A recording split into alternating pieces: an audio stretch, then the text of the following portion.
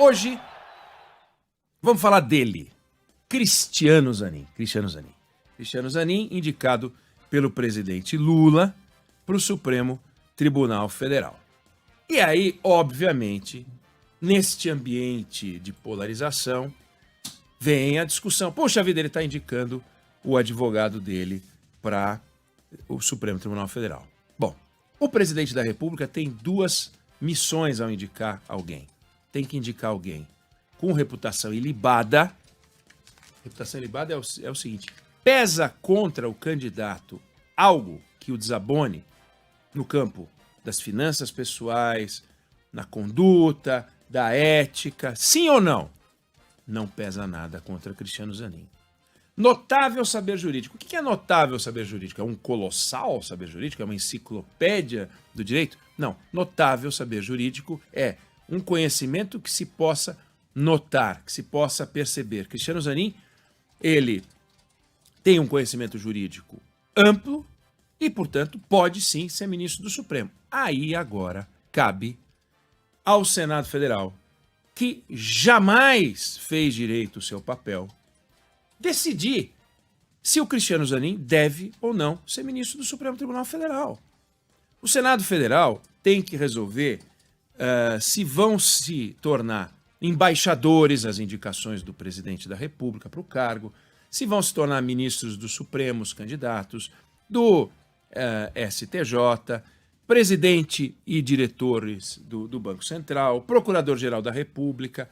E as sabatinas, elas têm que se tornar algo que começaram a se tornar nos últimos tempos, mas muito marcado pela polarização e pouco pela discussão jurídica em si, que depois ela aparece lá na frente, aparece.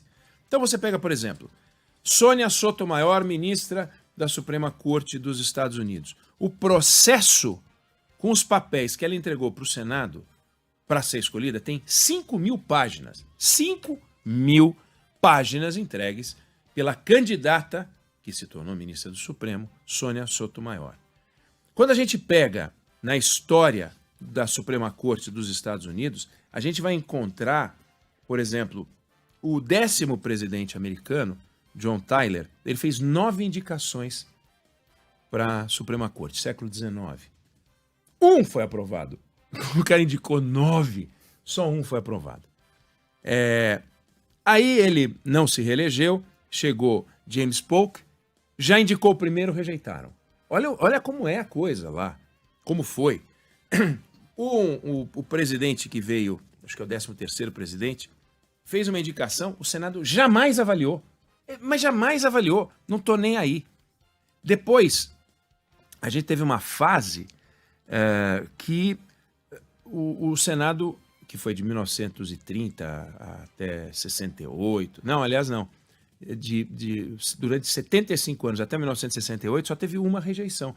Mas teve etapas, a maior parte do século XIX, a cada 3 só um emplacava, que é uma coisa incrível nos Estados Unidos. Então os Estados Unidos indicaram uma montoeira de ministros, foram 160 indicações, 124 se tornaram juízes. Os outros não se tornaram. A maior parte das vezes, os candidatos caem no processo, não é a rejeição do Senado, caem no processo. Então se descobre que o sujeito fumou maconha na faculdade, e pergunta, o senhor fumou maconha? Se falar que não e fumou, dançou. Se falar que sim, dançou também. Então não pode ter fumado. Essa é a discussão. Fumei, mas não traguei, como Clinton falou certa vez, é que ele não era candidato a ministro do Supremo.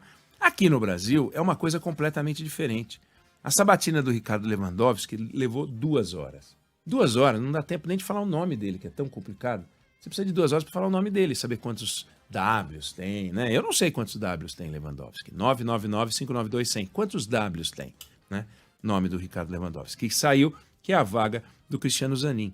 A sabatina do Luiz Fux, que foi em 2011, um senador chegou e destacou o fato dele ter iniciado a vida como office boy. O que isso tem a ver para discutir se ele deve ou não ser ministro do Supremo? Já contei aqui, Ellen Grace, ano 2000, a senhora veio aqui não para ser sabatinada, a senhora veio aqui para ser homenageada. Gente, como assim homenageada? Não é para ser homenageada. A maior homenagem que se pode fazer a um candidato do Supremo e a um ministro do Supremo é submetê-lo a uma sabatina séria para que ele possa mostrar o seu conhecimento jurídico, Esse é o papel do Senado. Não é ficar de tititi, indicou advogado, indicou que era o procurador, indicou advogado. Não interessa, interessa o seguinte, Cristiano Zanin está lá, ele e o seu conhecimento jurídico.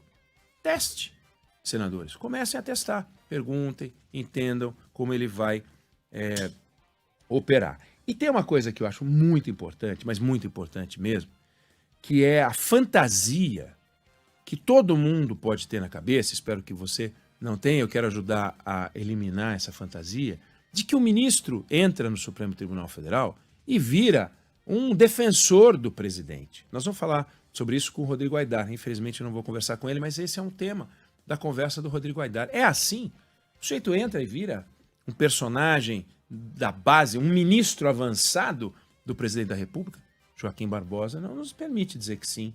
Indicado por Lula, foi o algoz do PT no caso Mensalão e tem outros casos assim.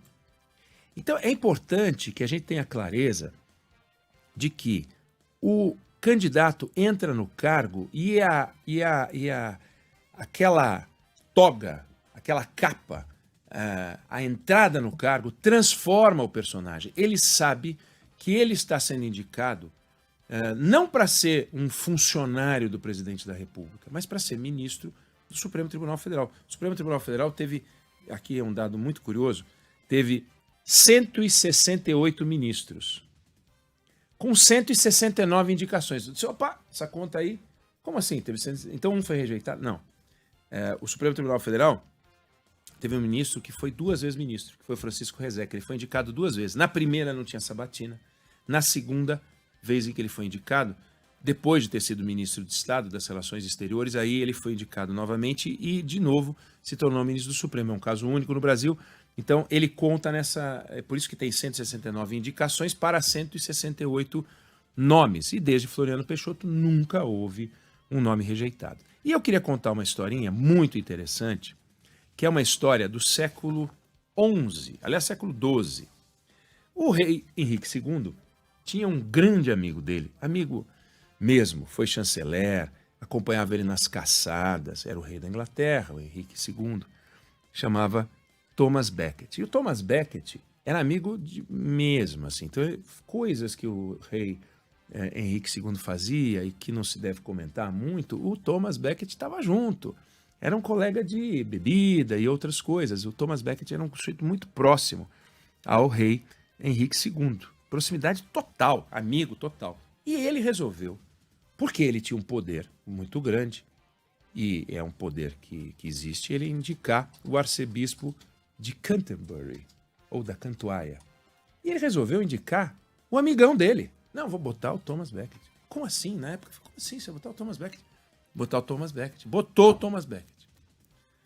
Bom, ao se tornar arcebispo da Cantuária, o Thomas Becket virou o arcebispo da Cantuária. Então ele começou a enxuriçar o Henrique II. O Henrique II queria começar a poder julgar os clérigos. Não podia. Então era assim, alunos da universidade são julgados na universidade. Camponeses são julgados pelos senhores do campo, da propriedade. E os clérigos eram julgados pela igreja. E ele falou, não, eu quero julgar. Aí o Thomas Becket falou, não vai julgar. Como assim? Não vai julgar. E começou uma briga dele com o rei Henrique II, mas de tamanho, que aí o Henrique II começou a perseguir o Thomas Becket. Tirou todas as propriedades do Thomas Becket. O Thomas Becket começou a viver de esmola, mendigo. Aí o rei da França recorreu ao Papa, que recolocou o Thomas Becket na sua propriedade e tal. E o Thomas Becket já tinha excomungado os clérigos que apoiaram o rei nessa tentativa de permitir ao rei que pudesse julgar os clérigos. Ele foi lá e excomungou de novo os caras. Ele retomou as propriedades, excomungou de novo. Resultado, a certa altura, o rei pergunta para um grupo de lacaios dele, como assim? Quem é que vai me livrar desse padreco? Quem é que vai conseguir? Vocês se convidam e ninguém faz nada. 4 cavaleiros foram até o Thomas Becket e mataram o Thomas Becket. Os caras mataram, com machadinha e espada, mataram o Thomas Becket. Estou querendo contar o seguinte, é uma história incrível, espetacular, para relatar o que aconteceu com um personagem que era mais próximo ao rei impossível, E, no entanto, ele quando se tornou o bispo, o posto mais alto da igreja anglicana, até hoje é um cargo muito importante, o bispo, o arcebispo da Cantuária, foi lá e simplesmente disse não ao rei. Mas não é o rei de hoje, é o rei que mandava matar. Ele não mandou, mas ele encomendou praticamente. Ninguém faz nada, os caras foram lá e mataram os sicários do rei. Bom, ou seja, Cristiano Zanin, ele vai para o Supremo Tribunal Federal e, a exemplo dos ministros do Supremo Tribunal Federal, aí todo mundo que está ouvindo tem uma opinião sobre um ministro. Esse aqui puxa o saco do Lula, aquele lá puxa o saco do Bolsonaro. O Rodrigo Aidar vai poder entrar em mais detalhes, a gente vai ver que como o André Mendonça votou, por exemplo, em casos de interesse do presidente Bolsonaro. Votou contra. Ele acabou de entrar. Ele não era o ministro, como é que era? Incrivelmente evangélico? Era incrivelmente evangélico? Era a expressão, acho que era essa. Pois então, ele foi lá, o ministro terrivelmente evangélico, e votou terrivelmente contra o Bolsonaro.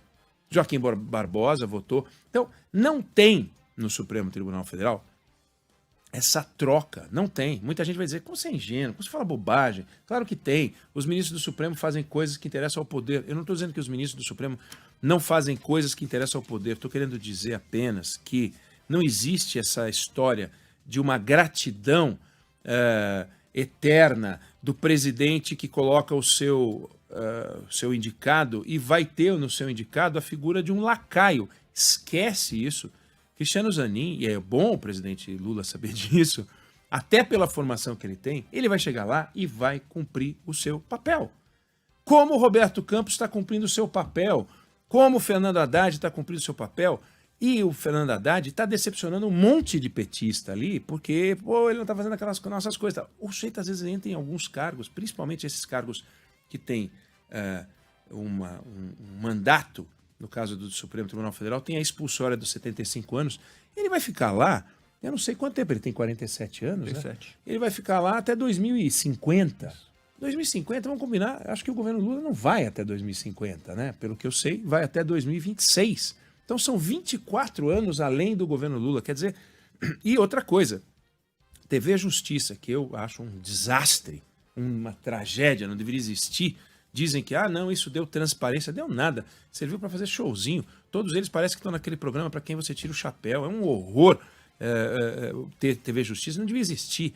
Na Suprema Corte Americana, os ministros aparecem numa mesa, como na última ceia, todos de um mesmo lado, fazendo perguntas para as partes, então se retiram e votam.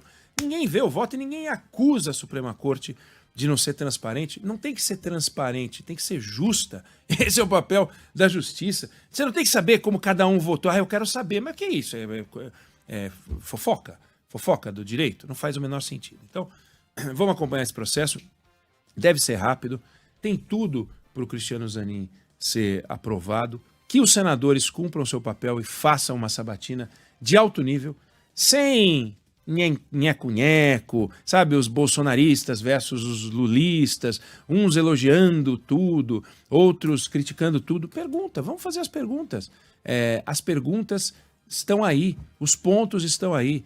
Vem cá, marco temporal não é uma questão importante? Tudo bem que essa questão já terá sido decidida, espero, ele não vai fazer parte disso, mas qual é a sua opinião sobre o marco temporal? Qual é a sua visão sobre aborto? Qual é a sua visão sobre as armas? Pergunta as coisas e ele fala. E aí dá-se um julgamento que ele é político. Ele não é um julgamento técnico, porque tecnicamente não precisaria nem de sabatina, porque basta conferir currículo. O currículo ele tem, conduta ilibada ele tem, então reputação ilibada ele tem. Não teria motivo para o Senado avaliar se não fosse uma avaliação política. É uma casa política. O Supremo, que faz a interpretação da Constituição, tem o seu perfil político também. A gente vai acompanhar. Vai ser uma sabatina muito interessante, talvez a sabatina mais interessante de todas as sabatinas, por causa desse detalhe. Ele foi o advogado do Lula, ele estava na Lava Jato, e isso vai ser levantado 350 vezes. Ele tem resposta para isso, nós vamos acompanhar. Cristiano Zanin, sabatina no Senado, não sei quando vai ser, mas acho que vai dar bastante audiência, né, Débora Alfano, Fábio França, esse negócio vai ser bastante interessante. É isso aí.